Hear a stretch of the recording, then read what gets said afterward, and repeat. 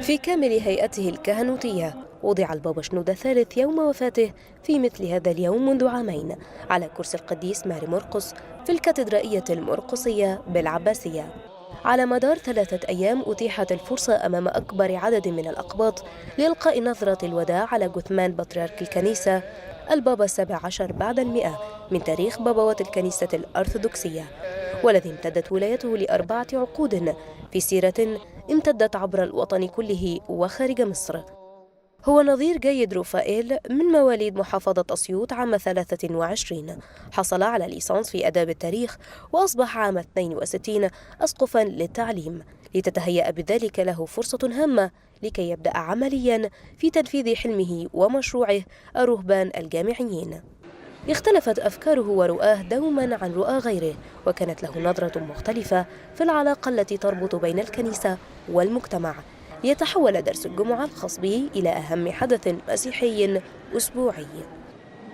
الذكاء لوحده لا يكفي،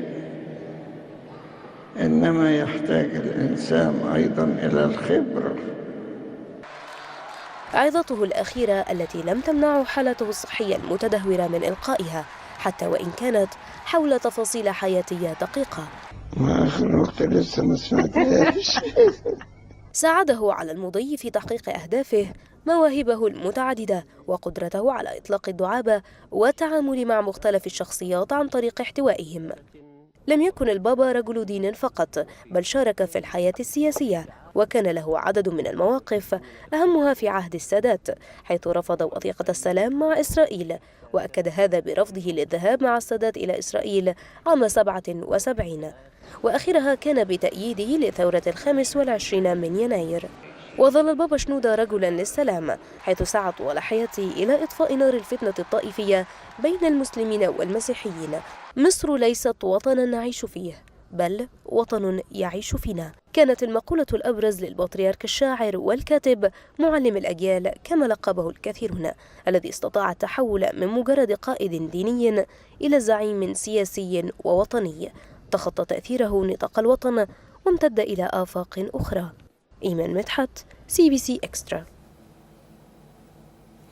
يعني مسيرة بالتأكيد مسيرة حافلة فيها كثير من الدروس. خليني أبدأ من الجانب الشخصي في علاقة حضرتك بقداسة البابا شنودة. إيه أهم المحطات في هذه العلاقة؟ شوف، أنا هذكر لك موقفين ربما يبدوان أنهما متناقضين. وكانت الشخصيات في هذه المواقف أنا أو قداسة البابا وأنا.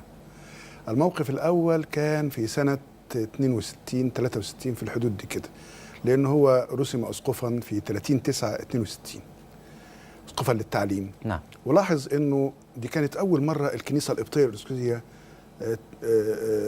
تؤسس لأسقفيات عامة، الأسقفية أو الإبراشية باللغة زي الشباب مثلا. أشهر الأسقفيات ربما دي بعد كده دي الأحدث كمان. لكن لم يكن معروفا وقتها إلا أسقفيات المدن، يعني أسقفية بنها، أسقفية طنطا.